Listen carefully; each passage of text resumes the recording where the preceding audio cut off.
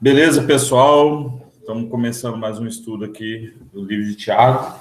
Mas não vamos terminar hoje, ainda vai ter mais uma parte para a semana que vem, tá? Eu quero falar para vocês o seguinte: eu mandei o estudo, o resto dos estudos completo semana passada. E agora de manhã eu mandei o estudo para vocês, que na verdade foi o estudo que fizemos na semana passada. Então, vocês desconsiderem o estudo que eu enviei para vocês hoje e procurem lá no que eu mandei semana passada para vocês, que vai ter o trecho, que é do versículo 13 até o versículo 18, tá bom? Fala, Nelson. Nelson autorizou o Nelson a entrar.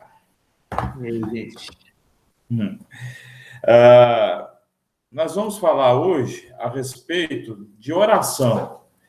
Então, o capítulo 5 é um capítulo que Tiago ele dedica à igreja propriamente dita, alguns estudos, algumas disciplinas espirituais. Nós falamos semana passada a respeito da paciência pela volta de Cristo, entrou na parte dos juramentos, e agora Tiago vai falar a respeito de oração. E ele vai falar a respeito da oração uns pelos outros e da crença na hora que a oração pode fazer algo poderoso, frutífero na nossa vida. Então, a oração, apesar de ser algo corriqueiro na nossa vida, ela é algo ainda mal compreendido por muita gente.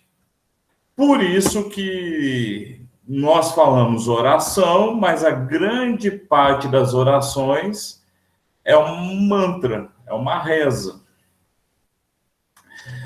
Tanto o mantra quanto a reza, elas são palavras religiosas destituídas de crença, mas totalmente cheias de misticismo, totalmente cheias, né, de esoterismo.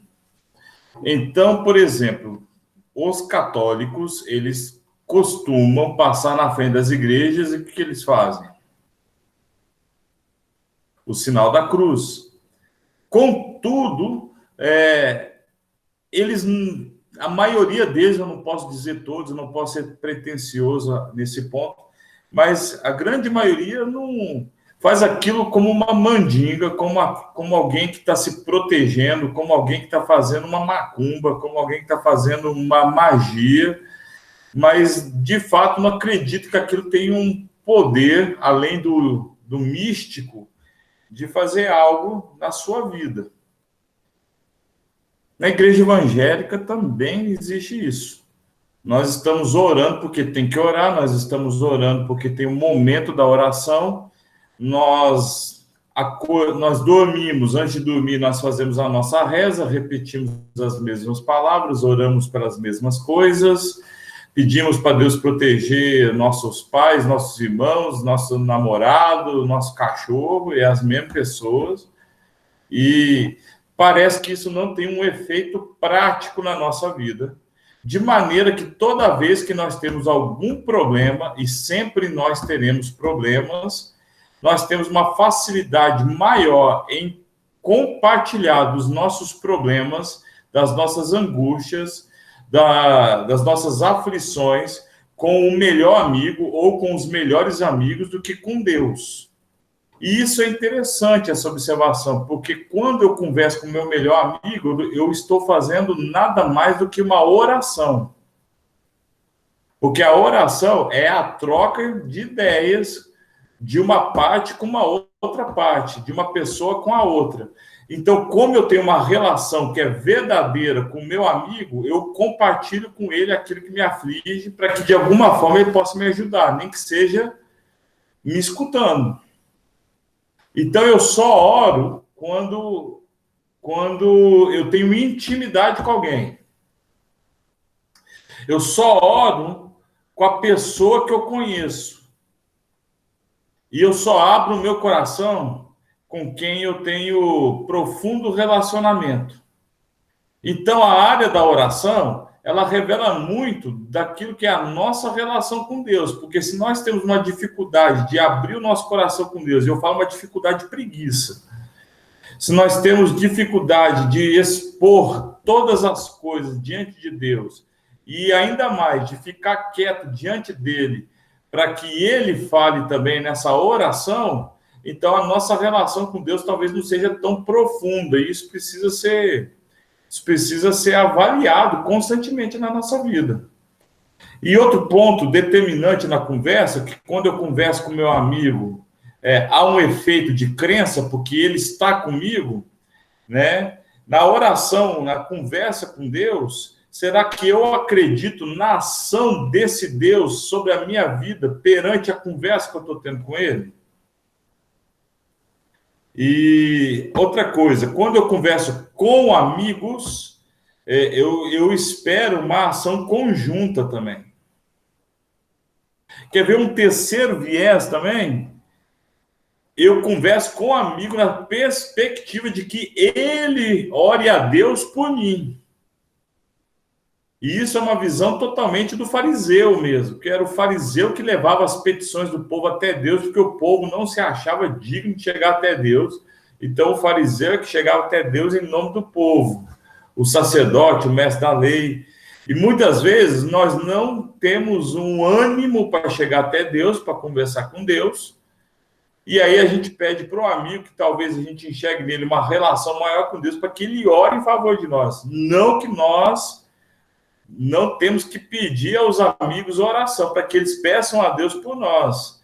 Mas que a gente peça também, porque é importante essa nossa relação. Bom, dito isso, é mais ou menos isso que Tiago vai falar numa perspectiva, por exemplo, da crença. Versículo 13 do capítulo 5 de Tiago diz o seguinte: se algum de vocês está sofrendo, e é o que eu falei aqui agora há pouco, a perspectiva do sofrimento, o que ele diz? Ore.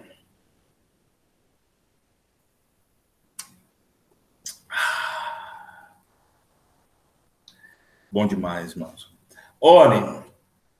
Se alguém está contente, cante hinos de agradecimento. Então, olha só, aqui tem algo que é muito, muito verdadeiro. Qual que é o momento que nós temos uma maior possibilidade, uma maior probabilidade de orar? É nos problemas. Quando o tempo fechou e a casa caiu, a gente ora. Tem ateu que se converte nesse exato momento. Porque quando não tem nem nada em volta, quando não tem para onde correr, o cara converte a uma coisa que ele nunca viu.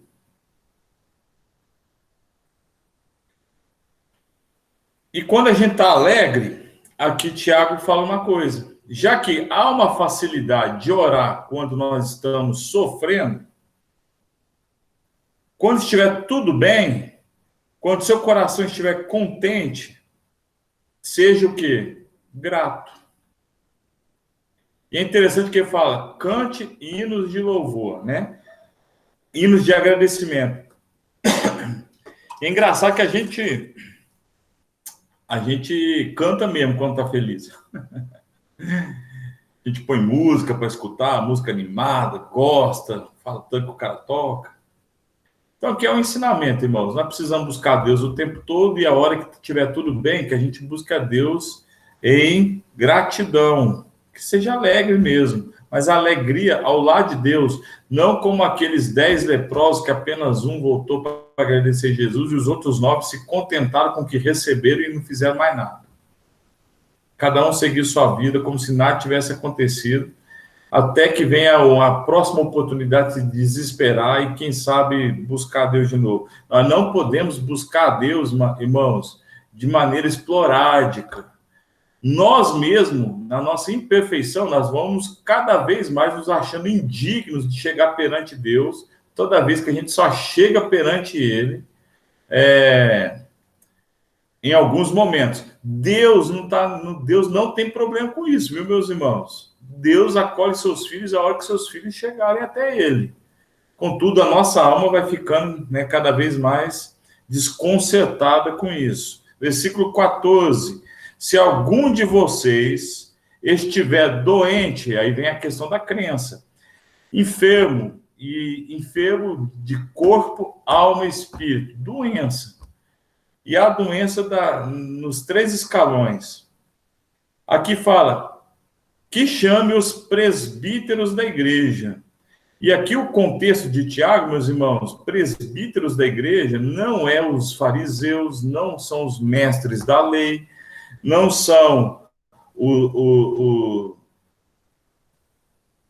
os caras do templo, né? Os caras lá do Sinédrio, não são os escribas. São quem? Irmãos convertidos que estão avançando na espiritualidade, que estão avançando em Deus e que se tornaram referência na vida do povo. Então, os presbíteros nada mais é do que alguém do meio que, ao avançar na sua relação com Deus, se torna o quê? Exemplo. Exemplo do quê? Serviço. E não apenas de serviço, mas de relacionamento. Então, Tiago fala, procure alguém dentre vocês, presbítero, alguém que sirva e alguém que tem uma relação avançada com Deus. E aqui diz, para que façam oração e ponham azeite na cabeça dessa pessoa em nome do Senhor.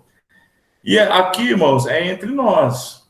A Bíblia diz, principalmente no livro de Timóteo, no primeiro livro de Timóteo, que o presbítero, ele surge no nosso meio. Lembra lá dos 5 dons? O de presbítero é um deles. Certo? O presbítero é apto a ensinar, o presbítero é apto a instruir, porque ele tem a relação com o pai e ele tem a relação com as escrituras. Ele tem a relação com o ensino. O presbítero, ele põe em prática o que aprende. E ele tem os ouvidos atentos à instrução.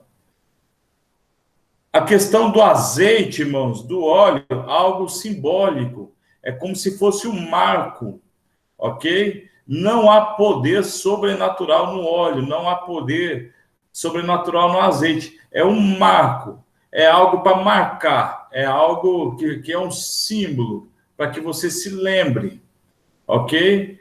Não há nada místico em coisa alguma. A história das religiões vai chamar isso, né, de misticismo, igual eu estou falando, ou de toteísmo, que é quando a gente começa a atribuir poder mágico a alguma coisa ou a algo, como a oração, né, o sinal da cruz, que em si não é nenhuma reza. Né? O simples fato de você fazer a cruz com as mãos sem falar uma única palavra já é o suficiente para que o místico se sinta o quê? Protegido. Né? Então, a gente está falando não de atribuição ao poder. Nós podemos orar sem azeite? Podemos. Né? Tem um cara lá no Sol da Terra, né, Belana, que brincava, que ele é mecânico, e fala assim, se deixar eu unjo com graxa. Né? Porque é um marco, não é o poder do ingrediente, né? Do ingrediente aqui. Versículo 15. Essa oração, feita com fé, e a gente falou bastante de fé, salvará a pessoa doente. O Senhor lhe dará saúde e perdoará os pecados que tiver cometido. Aqui tem 2 questões que é muito interessante, levando em conta que isso aqui é 70 anos depois de Cristo, numa cultura ainda extremamente judaica e religiosa. Primeira delas, Deus vai curar o doente, mas vai curar mediante o quê? Crença, fé. Então, se nós pegarmos todos os milagres que Jesus fez referente à cura, Todas elas, todas, a palavra fé está na frente. A tua fé te curou, a tua fé te salvou. Então, a fé é a crença de que Deus tem o controle da situação e pode realizar em nós, no seu tempo, a cura. De modo que se a oração for feita e a cura não for instantânea, a nossa fé tem que permanecer o quê? Inabalável, porque Deus, além de ser Senhor de todas as coisas, Ele é Senhor, inclusive, do Cronos, do tempo. Mas a questão principal que o Tiago fala aqui, e Tiago foi morto pelos fariseus também, é a questão do perdão dos pecados. Então, se há algo em Cristo que dava raiva, ódio aos fariseus, é quando Jesus se colocava na condição de Deus, porque ele era Deus, ele fazia o quê? Perdoava os pecados. E o mais interessante ainda é que toda a história que nós lemos a respeito de seus pecados estão perdoados, nós vamos entender que há uma ligação da enfermidade da pessoa com o seu passado. Amargura de coração, um perdão não declarado. E nós sabemos que essas coisas fazem mal à alma e ao espírito, além de refletir o quê? No físico. Então, Tiago começa a fazer uma reflexão profunda a respeito da oração, meus irmãos. De que a oração, essa conversa com Deus, ela tem um poder enorme, não apenas de nos conectar a Deus através de uma conversa, de uma relação, mas de fazer transformações profundas em nós, no nosso físico, na nossa alma, no nosso espírito. Então, ela tem que ser feita com fé e salvará o doente, e o Senhor lhe dará saúde e perdoará os seus pecados, os pecados que tiver cometido. Então, na nossa oração, meus Deus, muitas vezes o que impede a gente de orar, e esse impedimento não vem de Deus, mas vem de nós mesmos, é porque a gente está tão enojado do nosso próprio pecado que a gente acha que Deus não quer papo com a gente. Todos os pecados são perdoados, menos por nós. E muitas vezes nós não perdoamos as pessoas porque a gente não consegue perdoar nem a nós mesmos. Então, essa transição entre a manhã e a tarde de hoje, talvez Deus esteja falando com você para que você faça uma reflexão a respeito disso e quem sabe você não tem que se perdoar também.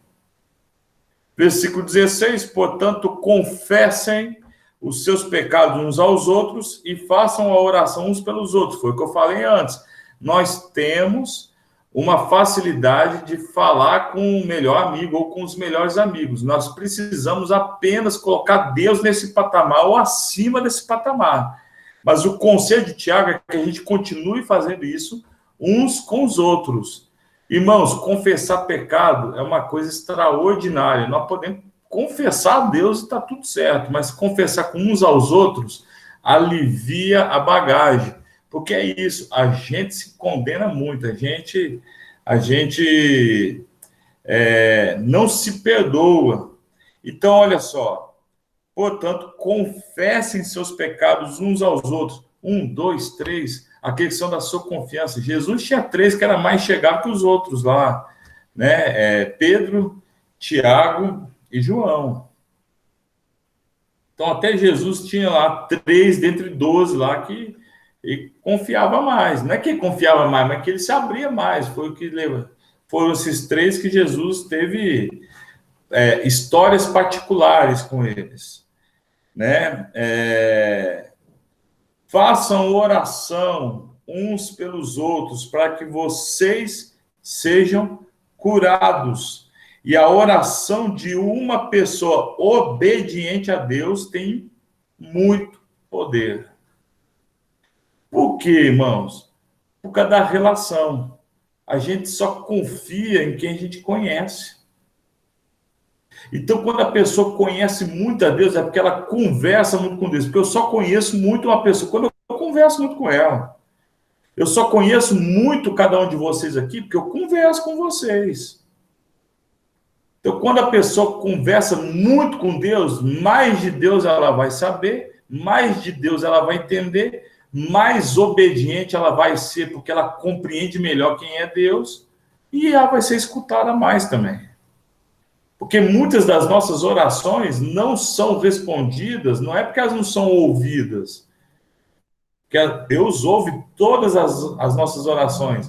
Talvez elas não são respondidas por caráter didático, educacional. Deus nos educa, meus irmãos, e nos educa para trazer mais para perto dele. O profeta Elias era um ser humano como nós. Olha que interessante, Tiago fala. Que Elias, meus irmãos, na cabeça dos judeus, foi o maior profeta. O maior profeta. E Jesus vai falar que ia nascer um cara maior que Elias, que foi João Batista. Né? Então você vê o tamanho desse cara. E Tiago está falando, o profeta Elias era um ser humano como nós. Mas ele orou com fervor para que não houvesse, para que não chovesse, desculpa. E durante 3 anos e meio não choveu sobre a terra. Depois orou outra vez, e então choveu, e a terra deu a sua colheita. Ele estava falando ali daquela passagem lá de Juízes, né? Que tem até a música que ficou famosa, né? Eu vejo uma nuvem do tamanho da mão de um homem. Esse trecho aqui. Então, o que Eliseu tinha de especial, irmãos? Relação com Deus. Como é que alguém pode se tornar grande se relacionando com Deus? Deus não fez que nascesse homem ou mulher maior que o outro, melhor que o outro. É apenas o nível da relação. Por isso que a gente vai, quanto mais nós andamos juntos, mais nos relacionamos, mais intimidade temos, mais sabemos uns dos outros. Por isso que nós zoamos uns aos outros, porque nós sabemos ali cutucar onde implica a pessoa. Então, se você é zoado muito, meus irmãos, dá graças a Deus, porque ser zoado bastante significa que você se relaciona muito com alguém ou com algumas pessoas. E se você está ficando bravo, zoa também, meu irmão, desce pro play, porque não adianta. Beleza? E aí, semana que vem, a gente parte a partir do versículo 19. Eu quero que vocês deem a sua contribuição aí agora. Acrescentem, façam perguntas. Está com vocês.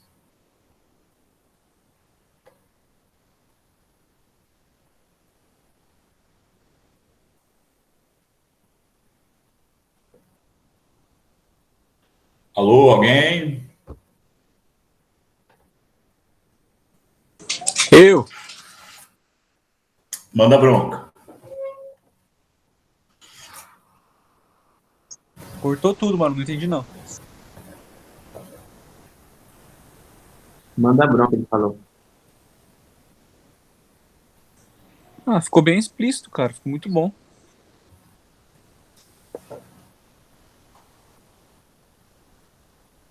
Vocês estão me escutando direitinho? Tá travando tudo no meu computador aqui, irmãos. Não, tá direitinho, Gu. Às vezes a câmera dá uma travada, mas a voz ficou bom. Muito bom. A voz ficou bom, Gu. Só agora mesmo que eu reclamei. Beleza. Mais alguém?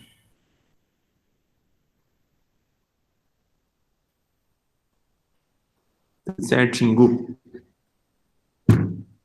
A minha contribuição é que eu concordo com tudo que você fala. Não tem o que falar, irmão. Não tem o que falar. Você ouviu o que você acabou de falar para nós todo esse tempo? Vai falar o quê, bicho? Você é o cara, eu amo você, irmão. Também te amo, irmão. Deixa que eu falo isso para você nesse momento. Bom demais. Então vamos orar. Tudo certo aí? Estevinho, Tiaguinho, Luana.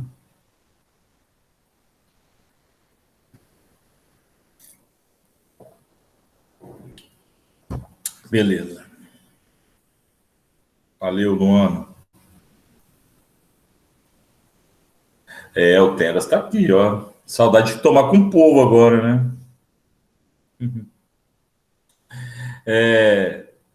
Então vamos orar. Nelson, você ora por nós, irmão? Ora, mano, a Débora falou que era. Oremos. Deus, obrigado, Pai, por mais um dia. Te agradeço por mais uma oportunidade que o Senhor nos dá de, de estarmos aqui em família, Pai, de conversarmos e de entendermos um pouco mais sobre a tua palavra.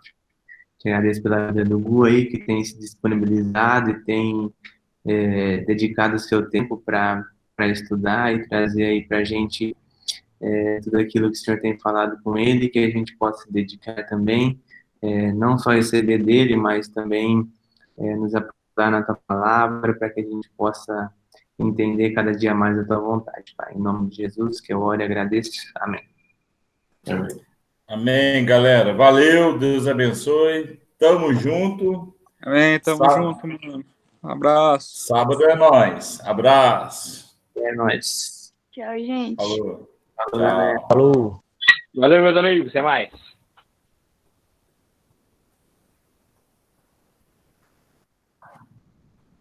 Falou.